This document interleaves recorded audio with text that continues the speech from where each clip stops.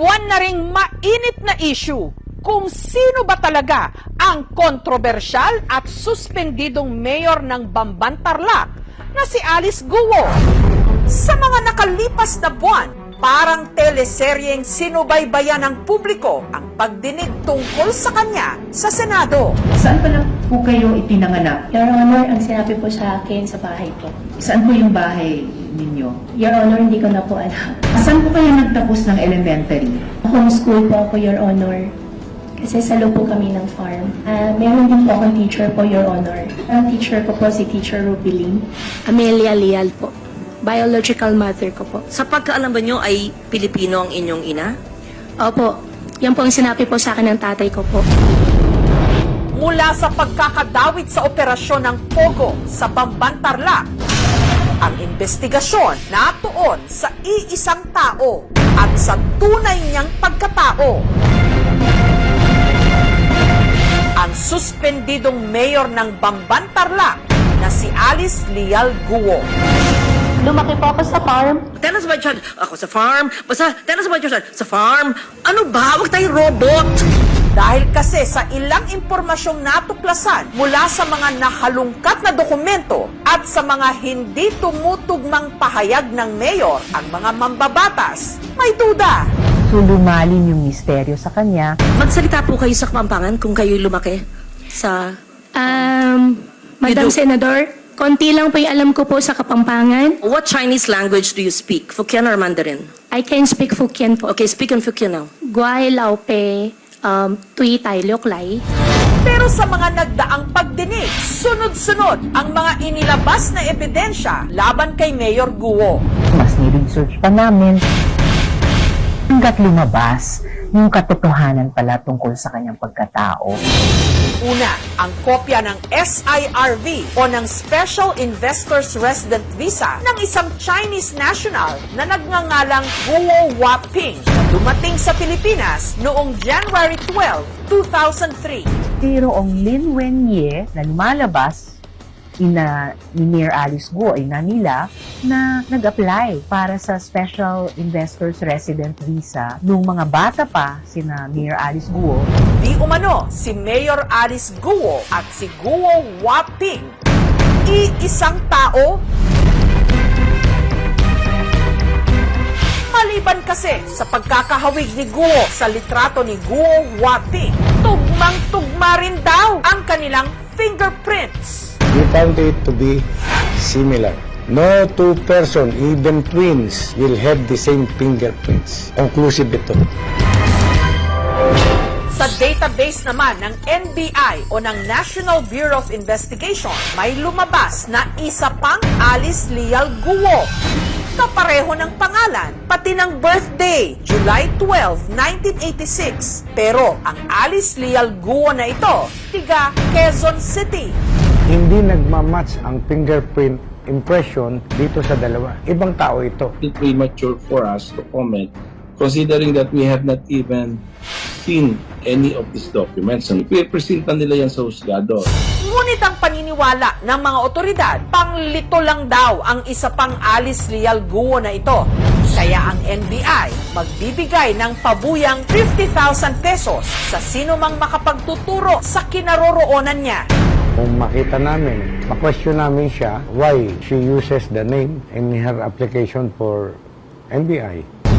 Pero ang tanong pa rin, sino ba talaga si Mayor Alice Guo? Hindi ko na po alam, Your Honor. Pumunta ang aming team sa mga lugar na may kinalaman sa kanya sa nasasakupan niya sa Bamban sa Tarlac at sa Valenzuela kung saan lumutang din ang mga testimonya na dito daw dati tumira ang kanilang pamilya.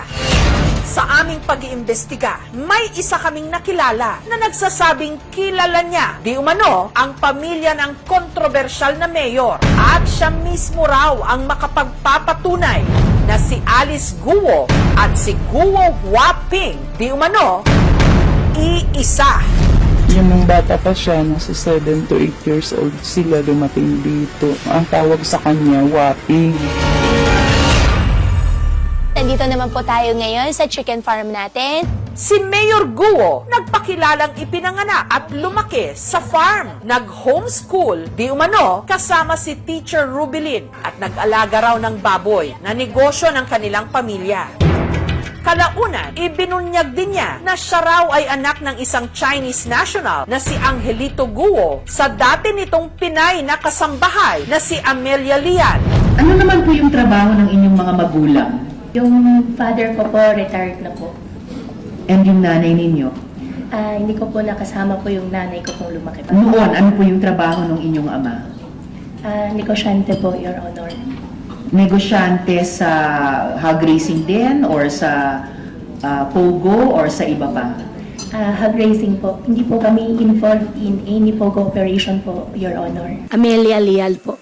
Biological mother ko po. Sa pagkaalam ba nyo ay Pilipino ang inyong ina? Opo, yan po ang sinabi po sa akin ng tatay ko po. Pumunta ang aming team sa kanyang baluarte sa Bamban, Tarlac. Ang ilang mga residente ng Bamban, ipinapakita ang suporta sa kanilang mayor sa pamagitan ng mga ipinaskil na signage sa labas ng kanilang mga bahay. Isa sa kanila, ang garbage collector na si Edgardo, na aminadong ibinoto niya si Guo.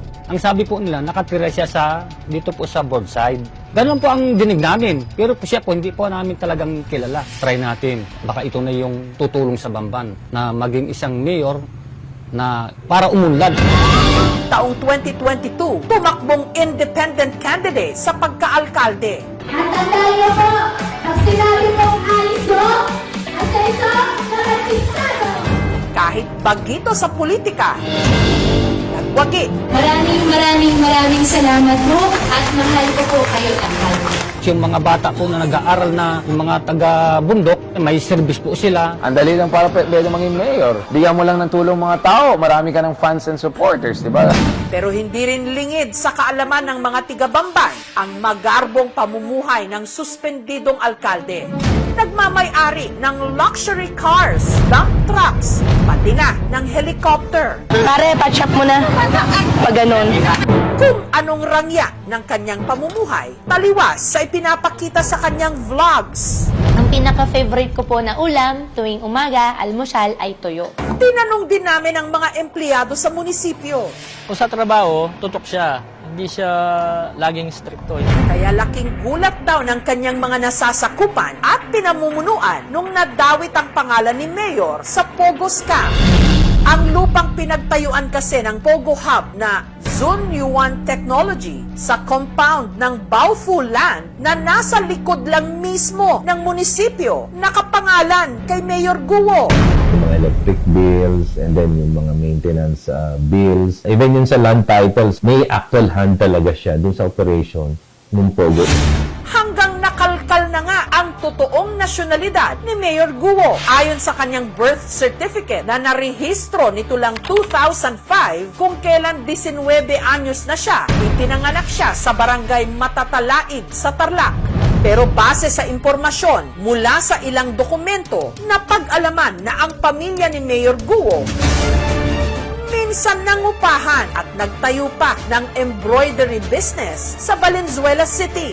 Meron kasi silang warehouse doon na rinentahan sa isang taga Valenzuela at allegedly tumira rin sila doon. Para hindi ma-pinpoint kaagad kung saan sila o ano yung kanilang official address, sinabi nung may-ari sa akin na nag-request sila na magpatayo ng quarters. May mga factory sila, hindi lang sa Valenzuela. Kung involved siya sa negosyo ng tatay niya, hindi natin mape-prevent na ma-invalidate na talagang pupunta siya sa mga factories na yan. Pinuntahan ng aming team ang sinasabing address di umano ng pamilya sa Valenzuela. Hello sir, good afternoon po sir from GMA Network po sana sir. Ano po na? Sir, magtatanong lang po sana sir, if andito ba yung may-ari sir kung sakali? Wala po. Dito may mga bahay po sila sir. Nung tinanong namin ang kapitan ng barangay kung meron silang record ng sinasabing embroidery business ng pamilya Guo na QJJ Embroidery Center Incorporated, Wala kaming makitang business name doon sa record. nagtanong-tanong din ang aming team kung may nakakakilala sa pamilya Guo. Pero hindi niya nakita siya, yung mukha niya, yung date. So dili po ula ka kabantay nga naa dira. Hindi ko alam na ano. Hanggang may isang nagpakilala na nagsasabing nakikita niya di umano noon na labas-masok sa warehouse ang babaeng kinalaunan naging Mayor Guo. Mahal na mahal ko po kayo lahat! Itago natin siya sa pangalang Carla. Pumayag si Carla na ilahad ang kanyang nalalaman sa kondisyong hindi siya haharap sa kamera. Pero pinahintulutan niyang i-record ang audio ng kanyang salaysay. Kahit tayo, Ate G!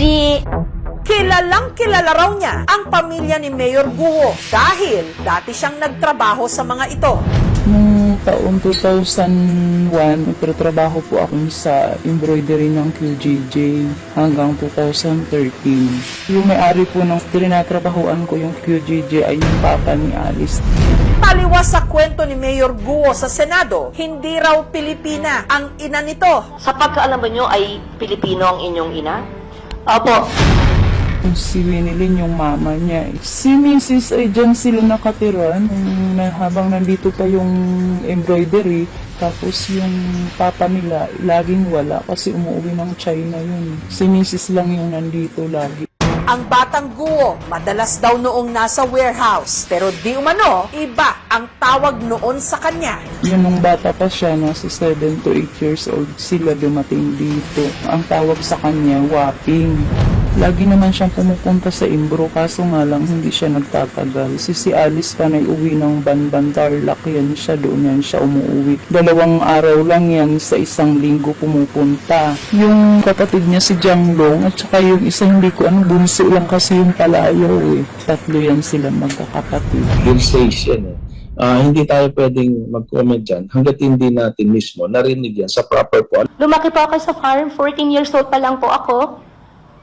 Nag-aalaga na po ako ng baboy. Sa salaysay ni Carla, naku-question ngayon ang naunang kwento ni Mayor Guo sa Senado na sa farm sa Bamban Tarlac siya lumaki kasama ang Chinese nitong ama matapos silang iwan di umano ng Pilipina niyang ina. Lalong magdududa ka. Sa halip na maklaro yung mga unang tanong, nadadagdagan ng tanong. Lalo na kapag lumalabas na nagsisinungaling or naglilihim. Pero ang tanong ng marami, kung kaduda-duda pala ang pinagmulan ni Mayor Guo, paanong nakalusot ito sa pagfa-file ng kanyang candidacy sa pagka-mayor ng Bamban Tarlac?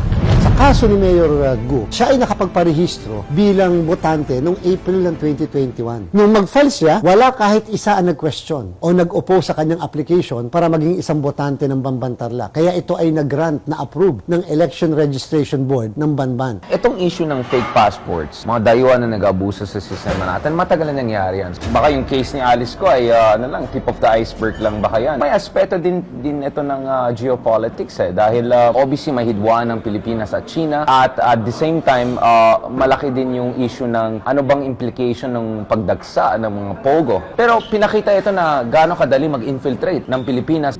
Ang dating makapangyarihang alkalde ng Bamban dahil sa pagkakadawit sa mga illegal na pogo operation sa bansa, nahaharap ngayon sa mga patong-patong na kaso. Sinampahan nga natin siya ng qualified human trafficking. Ito yung under ng RA 9208 o yung tinatawag nating Anti-Trafficking in Persons Law. Tingnan ninyo ang ebidensya against Mayor Alice Guo. Papel, bill ng kuryente, letter of no objection, articles of incorporation. Itong mga dokumento na ito, hindi enough to commit the crime of human trafficking. There must be overt act. So itong kaso na ito, mahina, medyo pilit ho talaga. Inihintay pa natin yung official record kasi at saka yung certification from China. Kung i-admit talaga siya ay talagang Chinese citizen.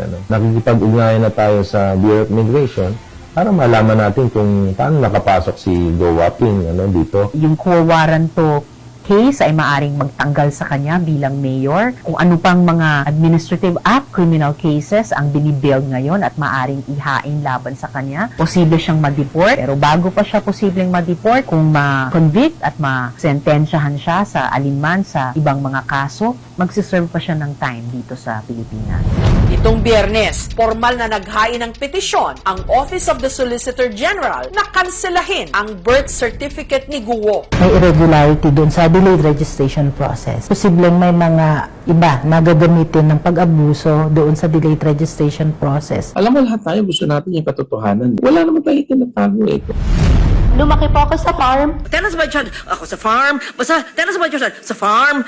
Ano ba? Huwag tayo robot. Minsan nakikita natin sa movies, sa social media, online scams or transactions. Pero ngayon, gagamitin nila yung ganyang modus sa gobyerno natin. Hindi tayo dapat pumayag. Kung totoo man ang mga aligasyon laban kay Mayor Guo, patunay ito sa malalim at talamak na korupsyon sa iba't ibang antas ng ating gobyerno. Paanong ang di umano isang hindi naman pala Pilipino na iboto sa pwesto? At maliban dyan, di umano konektado sa mga kaso ng human trafficking, mga krimen, forced labor at scam. Kung ang iba wala raw maalala, tayong mga botante at mamamayan, hindi natin dapat ito kalimutan at hindi rin dapat hahayaan lang.